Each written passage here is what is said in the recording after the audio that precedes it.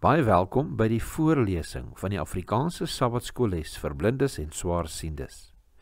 Hierdie lesse word voorsien deur die Wêreldkonferensie van die Sewende Dag Adventiste Kerk. Die voorlesing van die les word aan u gebring deur SSL in samewerking met Adventiste Wêreldradio Afrikaans en word voorgelees deur Marlena Nel.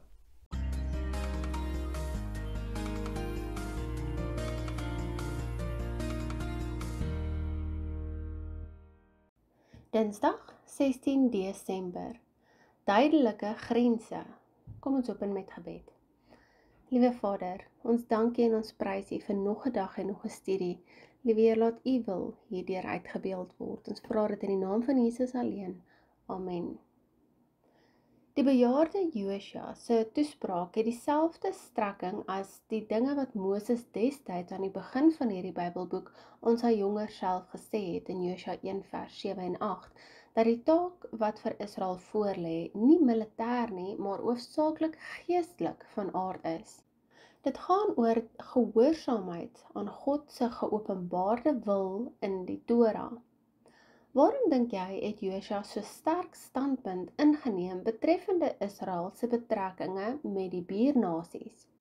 Ons lees Josua 23 vanaf vers 6 tot 8, sowel as verse 12 en 13.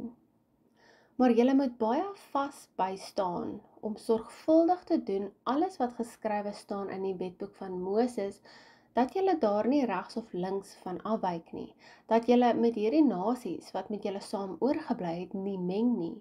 Julle mag ook die naam van hulle gode nie vermeld en daarby nie laat sweer nie, en julle mag hulle nie dien en julle voor hulle nie neerbuig nie. Maar die Here julle God moet julle aanhang soos julle tot vandag toe gedoen het. Want as julle ooit mag afwyk en hierdie nasies aanhang wat nog met julle saam oorgebly het, en julle met hulle verswaar en julle met hulle en hulle met julle meng, weet dan verseker dat die Here julle God nie langer hierdie nasies voor julle uit sal verdrywe nie, maar hulle sal vir julle 'n vangnet en 'n strik wees en 'n angel in julle sye en dorings in julle oë, totdat julle omkom uit hierdie goeie land wat die Here julle God aan julle gegee het. Josua 23 vers 6 tot 8 en verse 12 en 13. Die groot gevaar wat die oorblywende nasies vir Israel ingehou het, was nie vyandskap nie, maar vriendskap tussen die twee. Skraal was die kanse dat hul wapentuig die volk enige uitdagings sou gebied het. Nee, hul ideologie en waardes, of liewer onderstebo waardes, sou waarskynlik skandeliker as hul militêre waardes gewees het. So vestig Josua dan die leiers se aandag op die allerbelangrike feit dat die militêre stryd waarin hulle tot dusver gewikkel was, ten diepste 'n geestelike een is, dat dit inderwaarheid die oorsprong van hierdie konflikte is. Derhalwe moet Israel hul eie soortige identiteit behou. Die verbod op die gebruik van ander gode se name ter aanroeping van daardie entiteite, of om daarby te sweer, of om hulle te dien, of voor hulle neer te buig, het met afgoderry te make. In die ou nabye ooste het 'n god of godin se naam op hul teenwoordigheid en mag gedui. Om dus vals gode se name te noem of daarby te sweer wanneer jy mense gegroet of saketransaksies beklink het, was 'n erkenning van hul gesag, met die gevolg dat die Israeliete hul naderhand tot hierdie entiteite in krisistye sou wend.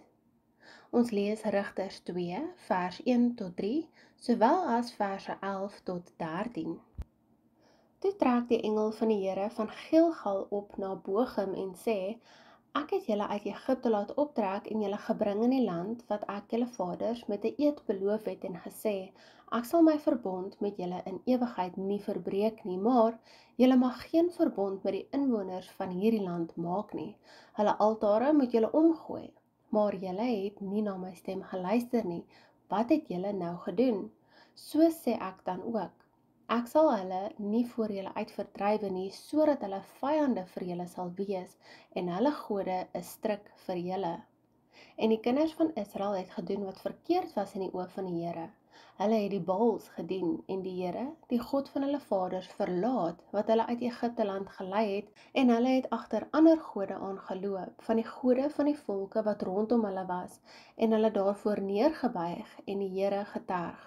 Maar toe hulle die Here verlaat en die Baal en die Astartes dien, ons lees vers 14 ook, het die toorn van die Here teen Israel ontvlam en hy het hulle oorgegee in die hand van rowers wat hulle beroof het, en hy het hulle verkoop in die hand van hulle vyande rondom, sodat hulle nie meer kon standhou voor hulle vyande nie. Rigters 2 verse 1 tot 3, sowel as verse 11 tot 14.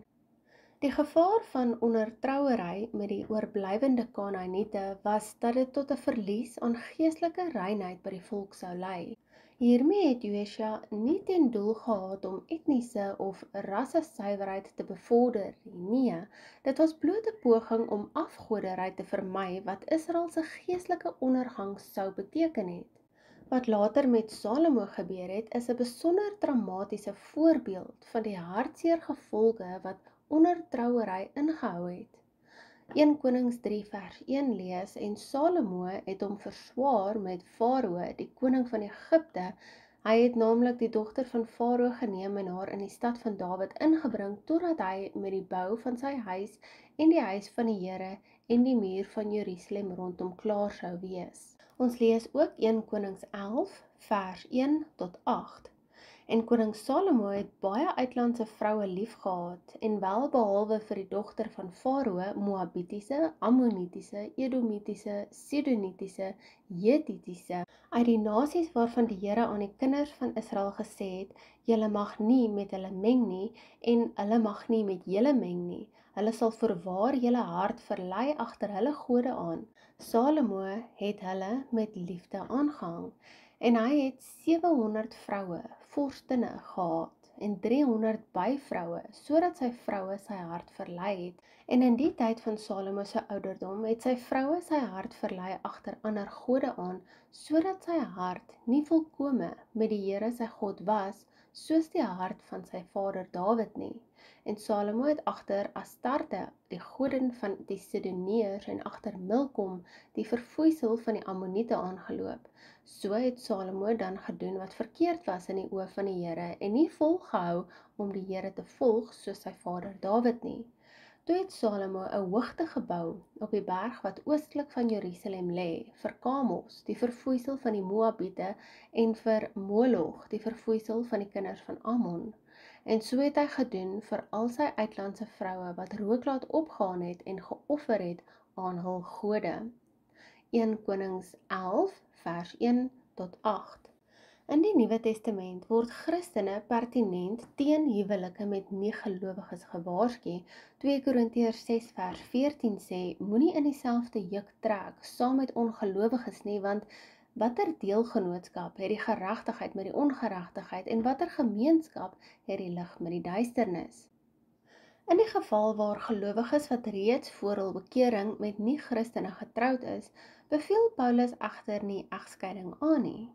Nee, hy doen 'n beroep op die Christelike lewensmaat om eerder 'n voorbeeldige Christelike lewe te lei, in die hoop dat die gelowige die ander gelowige vir die Here kan wen. 1 Korintiërs 7 vers 12 tot 16 sê vir ons, maar vir die ander sê ek, nie die Here nie, as enige broeder 'n ongelowige vrou het, en sy dit goed vind om met hom saam te lewe, moet hy haar nie verstoot nie. En as 'n vrou 'n ongelowige man het, en hy dit goed gevind het om met haar saam te lewe, moet sy hom nie verstoot nie. Want die ongelowige man is geheilig deur die vrou, en die ongelowige vrou is geheilig deur die man, want anders sou julle kinders onrein wees, maar nou is hulle heilig. Maar as die ongelowige wil skei, laat hom skei. In sulke gevalle is die broeder of suster nie gebonde nie, maar God het ons tot vrede geroep. Want hoe weet jy, vrou, of jy die man sal red, of hoe weet jy, man, of jy die vrou sal red?